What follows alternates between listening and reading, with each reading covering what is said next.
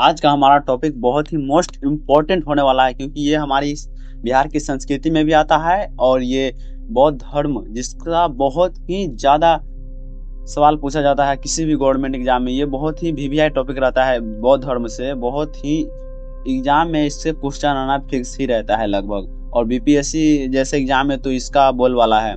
तो चलिए आज हम लोग बौद्ध धर्म का शुरू करते हैं। अगर आप लोग ये हिस्ट्री अगर आप लोग नहीं पढ़े हैं तो मैं रिकमेंड करूंगा कि सबसे पहले आप जाके खान सर का हिस्ट्री पे सर्च कीजिए और हिस्ट्री का क्लास कीजिए, उसके बाद ऑब्जेक्टिव कीजिएगा, क्योंकि इससे आपको ज़्यादा समझ में आएगा और अच्छा फील होगा। उसके बाद ऑब्जेक्टिव कीजिएगा और एग्जाम में के टाइम पे ये ऑब्जेक्टिव रट के जाइए। ये सारे एग्जाम के लिए ही एग्जाम के व्यू से तैयार किए गए हैं। तो चलिए आज के टॉपिक शुरू करते हैं। बौद्ध धर्म के संस्थापक कौन थे? तो वो है बुद्ध थे। गौतम बुद्ध बौद्ध धर्म के संस्थापक थे। गौतम बुद्ध बौद्ध धर्म के संस्थापक कौन थे? तो वो है गौतम बुद्ध। उसके बाद गौतम बुद्ध का जन्म कहाँ हुआ था? तो वो है लुम्बिनी नेपाल में। गौतम बुद्ध का जन्म लुम्बिनी नेपाल में हुआ था, लुम्बिनी नेपाल में। उसके बाद है बुद्ध को ज्ञान की प्राप्ति कहाँ हुई थी? तो वो है बोध गया में। बोध गया में बिहार में उनको ज्ञान की प्राप्ति हुई थी। बुद्ध को बोध गया में ज्ञान की प्राप्ति हुई थी। बुद्ध ने अपना पहला उपदेश कहाँ दिया था? तो वो है सारनाथ में। और सर्वाधिक उपदेश कहाँ दिया था ये आप लोग कमेंट में बताइए, क्योंकि बुद्ध ने अपना सबसे पहला उपदेश दिया था सारनाथ में, और सर्वाधिक उपदेश कहाँ दिया था ये आप लोग बताइएगा।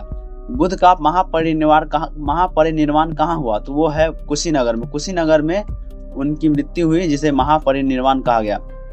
बौद्ध धर्म के कितने आर्य सत्य है? तो वो है चार उनके आर्य सत्य है।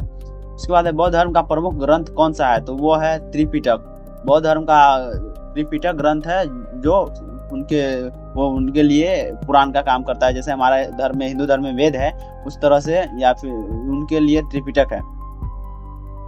त्रिपिटक में कितने पिटक होते हैं? तो वो है 3। त्रिपिटक 3 पुस्तकों का एक कॉम्बो है। 3 पुस्तक उसमें आता है, उसको त्रिपिटक कहा जाता है। बुद्ध ने किस भाषा में उपदेश दिए? तो वो है पाली भाषा में। बुद्ध ने पाली भाषा में उपदेश दिए थे। बुद्ध ने पाली भाषा में अपने उपदेश दिए थे। बुद्ध धर्म में 8 अंगों वाला मार्ग क्या कहलाता है? तो वो है अष्टांगिक मार्ग। बुद्ध धर्म में 8 अंगों वाला मार्ग क्या कहलाता है? तो वो है अष्टांगिक मार्ग। उसके बाद है पंचशील में कौन सा व्रत शामिल नहीं है? पंचशील में हिंसा करना शामिल नहीं है। पंचशील में हिंसा करना शामिल नहीं है, असत्य बोलना शामिल है, चोरी न करना शामिल है, मदपान न करना शामिल है। उसके अलावा ब्रह्मचर्य है, अस्तेय है, ये सब। उसके बाद है बुद्ध के अनुयायियों को क्या कहा जाता है? अनुयायी मतलब शिष्य। उनके शिष्यों को क्या कहा जाता है? तो वो है भिक्षु। बुद्ध के शिष्यों को भिक्षु कहा जाता था। अनुयायियों मतलब होता है शिष्य, उनकी बात मानने वाला।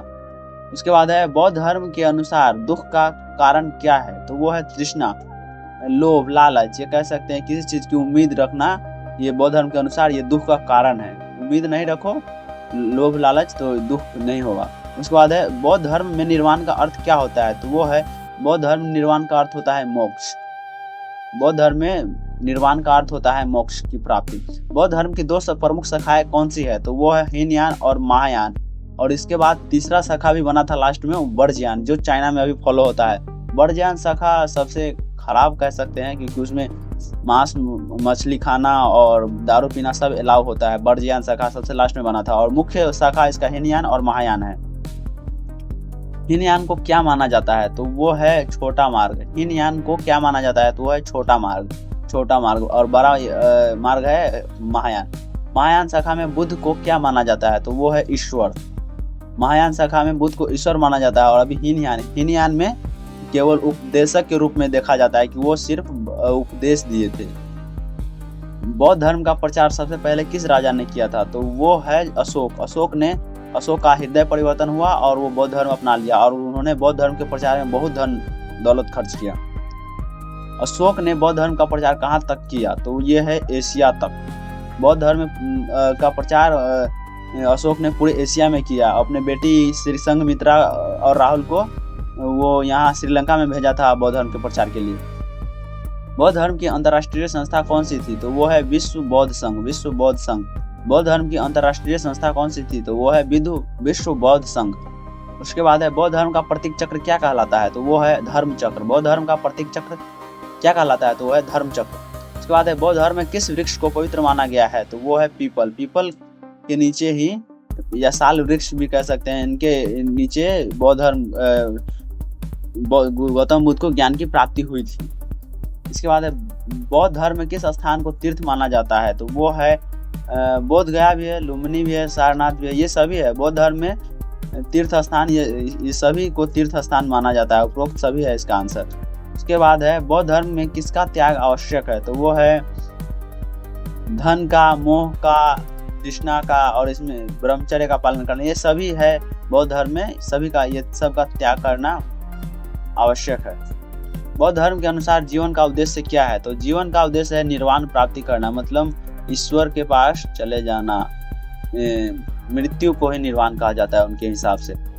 बुद्ध ने किस वृक्ष के नीचे ज्ञान प्राप्त किया, तो वो है पीपल के वृक्ष के नीचे। बुद्ध ने किस वृक्ष के नीचे ज्ञान प्राप्त किया, तो वो है पीपल, या फिर साल का वृक्ष भी हो सकता है, इसमें साल भी लिखा हो सकता है। तो बुद्ध ने किस राजा के शासनकाल में धर्म प्रचार किया, तो वो है बिंबिसार। बिंबिसार के समय में बुद्ध ने अपना प्रचार किया। इसके बाद अशोक तो अपनाया ही था। बौद्ध धर्म का प्रचार सबसे पहले किस देश में हुआ, तो वो है श्रीलंका। श्रीलंका में बौद्ध धर्म के प्रचार के लिए अशोक के बेटा और बेटी गया हुआ था, संघमित्रा और शायद राहुल नाम था ना उसका।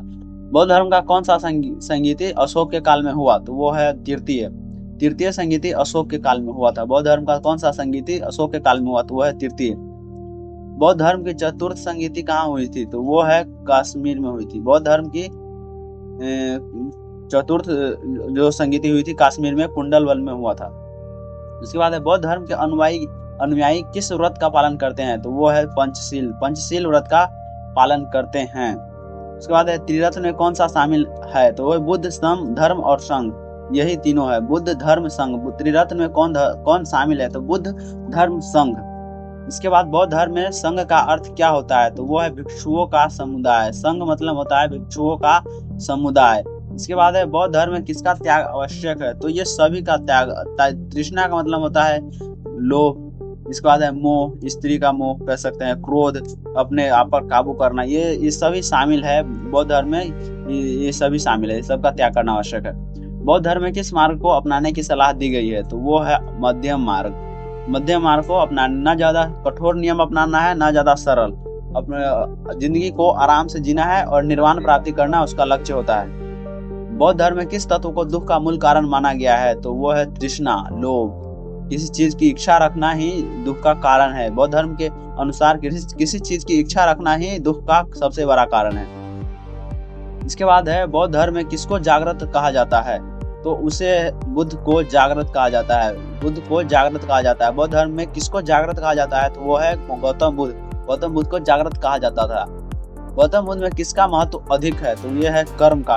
कहते हैं कर्म कीजिए और अच्छे कर्म कीजिए, यही कर्म पर ही डिपेंड करता है। और अच्छे कर्म करके आप निर्वाण को प्राप्त होइए, ईश्वर के पास जाइए। बौद्ध धर्म में किस प्रकार की पूजा नहीं होती है, तो वो है मूर्ति पूजा। मूर्ति पूजा बौद्ध धर्म के अनुसार मूर्ति पूजा नहीं होती है, लेकिन दुनिया में सबसे ज्यादा मूर्ति अगर किसी का बना है तो वो है गौतम बुद्ध। दुनिया में सबसे ज्यादा मूर्ति गौतम बुद्ध का ही बना है, लेकिन गौतम बुद्ध मूर्ति पूजा के खिलाफ थे। बौद्ध धर्म में किस प्रकार की जीवन शैली को अपनाया जाता है, तो वो है मध्यम मार्ग बाद में चालू किया गया ताकि शादीशुदा लोग भी इसमें शामिल हो सके। ना ज्यादा कठोर नियम को अपनाना है और ना ही ज्यादा आसानी जिंदगी को अपनाना है। बस आराम से जिंदगी बिताना है, दूसरे को भी ना तकलीफ दिए। बौद्ध धर्म में किसका प्रचार नहीं किया गया, तो वो है जात पात। बौद्ध धर्म में किसी भी जात के लोग शामिल हो सकते थे, ये जात पात का प्रचार नहीं किया गया बौद्ध धर्म में। उसके बाद है बौद्ध धर्म में किस प्रकार की भाषा को प्राथमिकता दी गई, तो वो है पाली, क्योंकि गौतम बुद्ध स्वयं पाली भाषा में जाकर सभी हर जगह पाली भाषा में सर्वाधिक उपदेश दिए थे गौतम बुद्ध। बौद्ध धर्म में किस ग्रंथ को सबसे प्राचीन माना जाता है, तो वो है विनय पिटक। विनय पिटक सबसे प्राचीन है। उसके बाद सुत्त पिटक और उसके बाद अभिधम्म पिटक है। ये तीनों पिटक है, त्रिपिटक में यही तीनों आते हैं, सुत्त पिटक, अभिधम्म पिटक। उसके बाद है बौद्ध धर्म में किसका स्थान सर्वोच्च है, तो वो है बुद्ध का। बुद्ध का स्थान सर्वोच्च है। बुद्ध धर्म के अनुयायी उसको बुद्ध को भगवान मानते हैं। बौद्ध धर्म में किसका पालन आवश्यक है, तो वो है उपरोक्त त्रिरत्न का पंचशील, अष्टांगिक मार्ग, ये सब का पालन करना आवश्यक है। बुद्ध धर्म के अनुसार ये सब का पालन करना आवश्यक है। बौद्ध धर्म में किसका त्याग कर मोक्ष प्राप्त किया जाता है, तो ये है तृष्णा, मोह, क्रोध सभी का त्याग करना जरूरी है। मोक्ष की प्राप्ति के लिए सभी का त्याग करना आवश्यक है। तृष्णा, लोभ का भी, मोह का भी, क्रोध का भी। इसके बाद है बौद्ध धर्म में किसको धर्म चक्र परिवर्तन कहा गया जाता है, तो वो है बुद्ध का उपदेश। बुद्ध का पहला उपदेश जिसे धर्म चक्र परिवर्तन कहा गया। बुद्ध जो पहला उपदेश दिया उसे धर्म चक्र परिवर्तन के नाम से जाना गया। इसके बाद है बौद्ध धर्म में किस स्थान को धर्म चक्र परिवर्तन स्थल कहा गया, तो वो है सारनाथ। सारनाथ में गौतम बुद्ध ने पहला उपदेश दिया था और इसको धर्म चक्र परिवर्तन के नाम से जाना गया। बौद्ध धर्म में किस राजा ने बौद्ध धर्म को राजधर्म बनाया, तो वो है अशोक। सम्राट अशोक, चंद्रगुप्त के पोते थे जो सम्राट अशोक, वो बौद्ध धर्म को राजधर्म बनाया। लेकिन ये व्यक्तिगत धर्म को मानता था, ऐसा नहीं है कि सभी को मानने के लिए मजबूर किया था, ऐसा नहीं है। राजधर्म ये बनाया, मतलब ये पर्सनली राजा था इसलिए माना, तो बहुत सारे लोग जुड़ने लगे। लेकिन ये नहीं, लोग दूसरों को नहीं कहा कि आप लोग भी इसको मानो, परंतु हाँ इसका ये प्रचार किया था। अशोक ने बौद्ध धर्म का प्रचार किया था पूरे एशिया में। इसके बाद बौद्ध धर्म का उद्देश्य क्या है, तो वो है मोक्ष प्राप्त करना। बौद्ध धर्म का मुख्य और लास्ट जो है उद्देश्य है उसका मोक्ष प्राप्त करना। ये हमारा 50 क्वेश्चन का सेट तैयार हो गया है और बहुत ही आसानी से खत्म किए। ये सारे क्वेश्चन एग्जाम ओरिएंटेड है, तो आप इनका बार बार रिवीजन कीजिए। अगर आपका एग्जाम आने वाला है तो आप इसका रिवीजन करके आसानी से अपना नंबर उठा सकते हो, क्योंकि ये बौद्ध धर्म से हर साल क्वेश्चन पूछे ही जाते हैं। तो चलिए, ये बौद्ध धर्म खत्म हो गया। इसके बाद हम लोग मिलते हैं अगला चैप्टर जैन धर्म में, और आप प्लेलिस्ट चेक कर सकते हैं। बाकी हिस्ट्री के और भी अगर आपको तैयारी करना है अच्छे से, पूरा line by line chapter wise, तो आप प्लेलिस्ट चेक कर सकते हैं। उसमें आपको सभी सब्जेक्ट का हिस्ट्री, जियोग्राफी, इसके बाद बिहार स्पेशल और अन्य इकोनॉमिक सब्जेक्ट्स इत्यादि का भी आपको प्लेलिस्ट मिल जाएगा। तो आप लोग प्लेलिस्ट चेक कीजिए। और अगर आपको ये ऑब्जेक्टिव समझ में नहीं आ रहा है तो पहले आप खान सर का वीडियो देखिए। खान सर का वीडियो फ्री में देखने के लिए आप सर्च कीजिए यूट्यूब पर खान सर हिस्ट्री प्लेलिस्ट, या फिर जो भी सब्जेक्ट पढ़ना है वो सब्जेक्ट का प्लेलिस्ट खान सर का पर सर्च कीजिए और फ्री में पढ़िए। ठीक है, थैंक यू। खान सर के सपनों का साकार करने के लिए हम लगे हुए हैं, आप जुड़ जाइए। Thank you.